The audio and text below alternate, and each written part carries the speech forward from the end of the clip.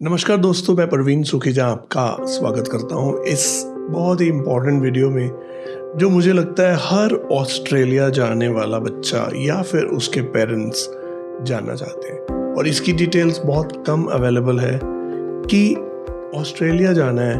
Australia के लिए academics जो एलिजिबिलिटी है वो तो है ही है, उसके अलावा जो पुराना GTE जेन्युइन टेम्परेरी एंट्रेंट या फिर जो नया GST आ रहा है, उसके अंडर जो फाइनेंशियल रिक्वायरमेंट्स है, फाइनेंशियल रिक्वायरमेंट्स को कैसे हैंडल करना है, इस वीडियो में हम ये बात करने वाले हैं।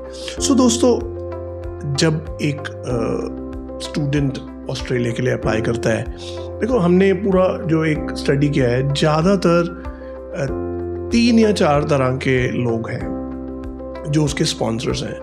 एक पेरेंट्स की बात करूं तो सबसे पहले देखो, पेरेंट्स बिजनेसमैन हो सकते हैं, पेरेंट्स जॉब में हो सकते हैं। अब जो जॉब है वो या तो गवर्नमेंट होगी या फिर प्राइवेट जॉब। तीसरी चीज़, पेरेंट्स एग्रीकल्चरिस्ट हैं, ठीक है। और चौथी चीज़ जिसमें कुछ बच्चों के जैसे पेरेंट्स, जैसे वो सिंगल पेरेंट है या फिर मतलब स्पॉन्सर्स नहीं है, जो पेरेंट्स स्पॉन्सर नहीं कर पा रहे हैं, उनके ग्रैंड पेरेंट्स स्पॉन्सर करते हैं। तो देयर आर सर्टन ऐसी सिचुएशंस बन सकती हैं। तो today we will talk about all the aspects in which आपको जो पता होने चाहिए कि ऑस्ट्रेलिया जाने के लिए फंड्स कैसे शो करते हैं। जो सबसे पहले जो कैलकुलेशन है वो ये है कि देखो, जो 4 चीज़ें हैं आपको पता होनी चाहिए। First is 1 year tuition fees. आप जो हमारी कैलकुलेशन है ना, कितने पैसा शो करना ऑस्ट्रेलिया जाने में, उसमें एक ही चीज़ है जो फ्लेक्सिबल है, और वो है आपकी यूनिवर्सिटी या फिर कॉलेज की फ़ीस जिसमें आप पढ़ने जाना चाहते हो। नॉर्मली एक यूनिवर्सिटी की fees for an undergraduate और पोस्ट ग्रेजुएट कोर्स, एक अच्छी यूनिवर्सिटी की अराउंड $40,000 होती है। और अगर मैं $40,000 की बात करूं, उसमें से लेट्स से 25% आपको स्कॉलरशिप मिल गया है, दैट्स अ हाइपोथेटिकल सिचुएशन। हो सकता है आपको स्कॉलरशिप ना मिले। तो व्हाट आई एम पुटिंग कि जितना आपको यूनिवर्सिटी को पे करना है वो वाली अमाउंट, जैसे 40,000 में से 25% स्कॉलरशिप मिल गया तो $30,000 रह गया, तो $30,000 को मैं लिखूंगा एज माई जो मैंने फंड शो करना है। दूसरा, आपका जो लिविंग कॉस्ट है, living cost plays very important role. Unlike Canada में तो GIC है, वहाँ पे आपको अपफ्रंट पेमेंट करनी पड़ती है, बट ऑस्ट्रेलिया में ऐसा नहीं है। ऑस्ट्रेलिया में आपको शो करने हैं, और कितने। अगर आप ओल्ड रिजीम की बात करो, पिछले अभी कुछ लास्ट ईयर ये चेंज हो गया है। अभी जो करंटली है वो $24,505 24505 आपको शो करना है। और तीसरी चीज़ जो है, that is your overseas health cover for the duration of the course. If you are studying 3 years undergraduate और 4 years undergraduate programme, approximately it is $800 per year. तो अगर 3 साल की स्टडी है तो वो $2400 या $2500 आपका ये ऐड हो जाएगा। और चौथा जो है, that is called air fare, return air fare, I mean जहाज़ की टिकट लेने के पैसे। तो $2,500 ये हम ऐड करते हैं उसमें, रिटर्न एयर फेयर में। तो ये जो 4 फिगर्स मैंने बनाई हैं, 30,000 प्लस 24,505 प्लस 2,500, फिर अगेन 2,500। तो ये जो अप्रॉक्सीमेट, अगर इसको जितना भी टोटल बना इसको आप 55 जो एक ऑस्ट्रेलियन डॉलर रेट जो फिक्स रहता है नॉर्मली, उसके साथ मल्टीप्लाई करिए, and it will come around 32 lakh something, 32 lakh. तो ये जैसा मैंने कहा कि ये फिक्स्ड नहीं है। अगर आपकी यूनिवर्सिटी की फ़ीस $50,000 है या फिर $40,000 है या $25,000 है, accordingly it will change. It could be 27 lakhs, it could be 40 lakh, it could be 35 lakhs। So purely 3 चीज़ें फिक्स्ड हैं और एक फ्लेक्सिबल है। 3 चीज़ें जो फिक्स्ड हैं, I repeat, your living cost $24,505, your overseas health cover depending on your course of study. 2 साल की स्टडी है तो 2 साल का आप अपफ्रंट पे करते हो, 3 साल की स्टडी है तो 3 साल का, 4 साल की स्टडी है तो 4 साल का। ये तो हो गया ओवरऑल कैलकुलेशन कि how much money to show. अब question is how to show. See, as a businessman, अगर आप बिजनेस कर रहे हो, आई एम श्योर आप इनकम टैक्स रिटर्न भर रहे हो. पिछले 2 या 3 साल की इनकम टैक्स की रिटर्न डिमांड करती हैं कॉलेजेस या फिर यूनिवर्सिटीज टू मेक श्योर कि आप कंसिस्टेंट इनकम अर्न कर रहे हो. अगर आपका जो इनकम टैक्स रिटर्न है, देखो सबसे बड़ी प्रॉब्लम कहाँ है. हमारे यहाँ पे ज़्यादातर इंडिया में रिवाज है कि टैक्स सेव करना है, और उसके लिए जो करंट रिजीम चल रहा है उसके अंदर 5 lakhs के अंदर मतलब अंदर रखना है आपको, जो आपको. तो जनरली हमारे पास जितने भी पेरेंट्स आते हैं मोस्टली उनकी जो रिटर्न है वो 4,90,95 इवन 499 अप्रॉक्सीमेट होता है, मतलब नो टैक्स. ठीक है, that's okay, perfectly well, but Australia doesn't like that. Australia ने रिसेंटली जो चेंजेस किए उसमें उन्होंने कहा है अगर दोनों मदर और फादर बच्चे के कमाते हैं, बिजनेस करते हैं, तो आपको मिनिमम 12 लाख इनकम चाहिए दोनों की. अगर दोनों नहीं कमाते हैं, एक ही कमाता है, मदर हाउसवाइफ है, तो 8 से 9 लाख रुपया मिनिमम होना चाहिए फादर की इनकम. और यहीं बस नहीं है, यहीं ख़त्म नहीं है. हमारा जो रिसेंट एक्सपीरियंस ये रहा है कि लोगों के पास बिजनेस मतलब इनकम टैक्स के रिटर्न्स तो हैं, लेकिन बिजनेस के प्रूफ्स नहीं है. इंडिया में जो द बेस्ट प्रूफ कि अगर आप कोई बिजनेस कर रहे हो तो you need to have a GST number. तो अगर इंडिया में अगर आप बिजनेस कर रहे हो, आपके पास GST नंबर नहीं है, तो बिलीव मी आपको बहुत प्रॉब्लम आने वाली है. आप ऑस्ट्रेलिया में शायद आपके बच्चे को यूनिवर्सिटीज ना कर दें बिल्कुल straight away. Yes, it might sound little harsh, but yes, हमारे साथ ऐसा हुआ है. अगर आप बोल रहे हो कि जो भी बिजनेस मैं कर रहा हूँ आपको उस बिजनेस के प्रूफ्स देने पड़ेंगे, और सबसे बड़ा प्रूफ यही है, हाँ वो कहते हैं कि MSME सर्टिफिकेट है. अगर आपके पास पुराना बना हुआ है तो इट्स ओके. अगर आपने बिल्कुल नया बनाया है तो दे विल नॉट एक्सेप्ट. ये this is along with GST certificate. और अभी जो तीसरी चीज़ जो जनरली आती है, जो मदर्स जो है ना, वो उनकी रिटर्न्स में अक्सर ये देखा जाता है कि उनकी रिटर्न में या तो लिखा होता है कि वो ब्यूटी पार्लर चला रही हैं, या फिर बुटीक चला रही हैं, या फिर ट्यूशन इनकम ले रही हैं. मतलब व्हेन वी टॉक अबाउट कि गिव अस सम प्रूफ्स कि आप जो भी आपने इनकम टैक्स रिटर्न, तो वो जनरली बोलते हैं कि we don't have any proof.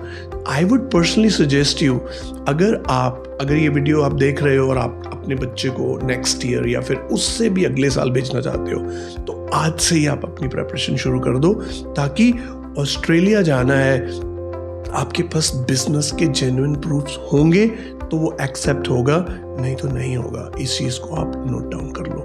और अगर घर में कमाने वाले मान लो 2 लोग हैं, दोनों के पास ही सर्टिफिकेट GST का वो सर्टिफिकेट नहीं है, तो फिर बहुत मुश्किल हो जाओगी. तो जो बिजनेस फैमिलीज़ हैं उनके लिए एक वार्निंग है कि अगर आप अपने बच्चे को भेजना चाहते हो ऑस्ट्रेलिया, आपको ये चीज़ करनी ही पड़ेगी स्ट्रांगली. सेकेंड टाइप ऑफ जो इनकम जो होती है पेरेंट्स की, that is from income from job. And jobs could be a government job or it could be a private job. Now, if you are, working in a government sector, you're a teacher or you are working in any of the department, you definitely you will be filing your income tax return and you will be having everything. जो proof वो मांगते हैं आपके पास होगा that you are working in फलाना department, right? अब problem कहाँ आती है? प्रॉब्लम आती है प्राइवेट, जो कंपनीज प्राइवेट स्कूल्स में जॉब करते हैं या फिर किसी छोटी प्राइवेट कंपनीज में. तो प्राइवेट कंपनीज जो हैं वो अगर आपकी अकाउंट में सैलरीज नहीं डाल रही हैं तो this is a problem. Believe me, अगर आप अपने बच्चे को 2025 में भेजना चाहते हो तो आज ही अपने एम्प्लॉयर के साथ बात करो, अपनी सैलरी जो है अकाउंट में लेना शुरू कर दो. Because cash salary is never acceptable because you won't be able to justify. अगर आप salary slips भी दे दोगे तो भी वो एक्सेप्ट नहीं करेंगे कि आपकी ये जेन्युइन नहीं है। देखो ये ऐसा क्यों है, पहले ऐसा चल जाता था, लेकिन रिसेंट टाइम में फ्रॉडुलेंट डॉक्यूमेंट्स इतने गए हैं ऑस्ट्रेलियन हाई कमीशन में, उन्होंने बड़ा क्लियर कर दिया है कि ये सब चीज़ें अब नहीं मानेंगे हम। और आई एम श्योर जो जीएसटी इम्प्लीमेंट होने वाला है, जीएसटी में तो और भी ज़्यादा डिफिकल्टी आने वाली है। थर्ड जो है, जो मतलब जहाँ पे हम हैं वो पंजाब, हरियाणा, ये जो एरियाज़ हैं नो, एग्रीकल्चर बेस्ड इकोनॉमी है, तो बहुत सारे पेरेंट्स एग्रीकल्चरिस्ट हैं, खेती बाड़ी करते हैं। तो खेती बाड़ी में अब जो सबसे बड़ी प्रॉब्लम ये आती है कि नो इनकम टैक्स रिटर्न्स नहीं होती हैं। कोई प्रॉब्लम नहीं है। देखिए, अगर आपके पास खुद की ज़मीन है, you own some land, right, you need to give proof for that. मतलब जमाबंदी जो फर्द होती है उसको निकलवा के आप देते हो, उसको इंग्लिश में ट्रांसलेट करके देते हो। Second proof that you earn income from agriculture, you have J forms. अब जो जे फॉर्म्स है गवर्नमेंट आपको पता है कि इशू करती है और उतने ही आपके अकाउंट में पैसे आते हैं। जे फॉर्म दो तरह के होते हैं, वो फसलें जो गवर्नमेंट लेती है और वो फसलें जैसे बासमती है या कोई और अलग फसल है, जैसे दाल है या आलू है। तो ऐसे जो फसलें हैं जिनको गवर्नमेंट नहीं उठाती, आप प्राइवेट सेल करते हो, तो उस केस में again that is acceptable. But point is आपके उतने, जब आपकी 1 साल की बैंक स्टेटमेंट निकलवाई जाए तो उतने आपके अकाउंट में पैसे बोलने चाहिए। एवरी जे फॉर्म जो corresponding amount should be there in your bank statement. And the beautiful thing is that अगर आप एग्रीकल्चरिस्ट हो and you have given the proof that we own this land and you have the statement, और मान लो आपने अभी फसल बेची है, अभी जे फॉर्म कटवाए, अभी पैसे आए हैं, फिर भी वो एक्सेप्टेबल है। उनको ओल्ड करने की ज़रूरत नहीं है, पुराना करने की ज़रूरत नहीं है। जनरली लोग ये मतलब सुनने में आया है कि लोग कहते हैं कि 3 महीने पुराना चाहिए, ऐसा नहीं है। I can accept 1 day old funds provided you have source for those funds and it is acceptable source. कोई भी पैसा आप अगर अपने बैंक में जमा करवाते हो, कैश जमा करवाते हो and you don't have any explanation to that, I would personally recommend you कि आप मत करें अपने बैंक में कोई भी ऐसी ट्रांजैक्शन जिसको आप जस्टिफाई नहीं कर पाओगे। एग्रीकल्चरिस्ट जो होते हैं ना, उनमें एक कैटेगरी ये होती है कि उनके खुद के पास तो 5 या 10 मतलब एकड़ ज़मीन है, लेकिन वो 20 या 30 एकड़ लीज पे लेके, मतलब ठेके पे लेके उस ज़मीन को मतलब they do the agriculture no. अब जो भी वो करते हैं उसके लिए they need certificate, lease deed जो जिनके साथ है उनका जमाबंदी, फिर जे फॉर्म अपने नाम पे, और जो लास्ट चीज़ है e tehsildar certificate, which is an acceptable income certificate from tehsildar. मैंने ई तहसीलदार क्यों कहा? Because that can be verified online. तो आप ई तहसीलदार सर्टिफिकेट, जे फॉर्म्स, जमाबंदी और आपकी बैंक स्टेटमेंट्स, ये सब इनको जब यूनिवर्सिटीज़ को शेयर करते हो और authentic, that is I have experience. हमने ऐसे बहुत सारे बच्चों को ऑस्ट्रेलिया भेजा जिनके पास कोई इनकम टैक्स की रिटर्न नहीं थी, उनके पास जो पैसा था वो एग्रीकल्चर से आया था और वो एक्सेप्ट हुआ है, वीज़ा भी आए उनके। तो आपको भी कोई प्रॉब्लम नहीं आएगी। बाकी अगर आपको किसी तरह की प्रॉब्लम है तो आप मुझे मिल सकते हो, आप डिस्कशन कर सकते हो। इसके अलावा अगर आपके पास, देखो जब हम फंड्स की बात करते हैं ना, फंड्स शो करने हैं, तो कौन कौन शो कर सकता है? सबसे पहले parents, mother and father. Single mother, single parent है तो फिर वो। अब पेरेंट्स के बाद both parents are considered as one, then 50% of the money which you need to show, मतलब tentatively parents show करें। बाकी जो रह गया कौन कर सकता है? You can add sponsors, for example आप ग्रैंड पेरेंट्स को ऐड कर सकते हो, दादा दादी, नाना नानी। अगर मैं मैटरनल अंकल्स की बात करूं, मतलब मामा और मैटरनल आंट, मासी, बच्चे के मामा और बच्चे के मासी are they can also sponsors। और पैटर्नल जो है उसमें चाचा जी, ताया जी और बुआ, ये 3 लोग हैं जो बच्चे को स्पॉन्सर कर सकते हैं। अब जो मैंने इतने सारे नाम ले लिए, इसका मतलब ये नहीं कि सबसे हम थोड़ा थोड़ा 2-2, 3-3 lakh, no. Maximum allowed sponsors are, depends on university to university, but I would say it is not more than 3। So 3 sponsors. When I say 3, तो पेरेंट्स को they are considered as 1, grand parents को they are considered as 1। अब तीसरा मान लो मासी या फिर मामा या फिर बुआ या फिर चाचा या ताया, उनको आप ऐड कर सकते हो। रिमेंबर, जो फॉर्मेलिटीज आप खुद के लिए कर रहे हो वो आपको उनके लिए भी करनी पड़ेगी। For example income tax returns उनको देनी पड़ेंगी। अच्छा, जो भी पैसा उन्होंने आपको शो करने के लिए देना है वो आपको अपने अकाउंट में नहीं लेना है।